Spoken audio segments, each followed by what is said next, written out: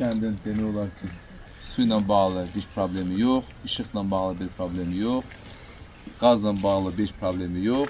Azərqaz rəhbərlikdə inanıram ki, bu kənddə qazla bağlı heç bir problem olmayacaq. Cəmaət adından Azərqaz rəhbərliyinə öz minnətdarımızı bildirəsin. Çox sağ olun Nail müəllim, təşəkkür münasibətlər bizi təbrik edirəm. Nail müəllim çox gözəl qeyd elədi. Bunlar həll olunub. Bizim də üstümüzə düşən qazlaşma idi və bundan sonra bu sahədə sizlərə göstərəcəyimiz xidmətdir. Şükür. Allah cənab prezidentimizi qorusun.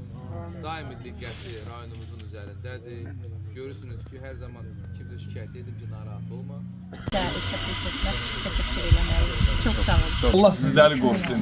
Bütün İsmaili rayonda rəhbər, siz başımı, bütün rəhbərlər öz təşəkkürümüzü bildirir. Çox sağ olun. Bizə bugün bayramdır.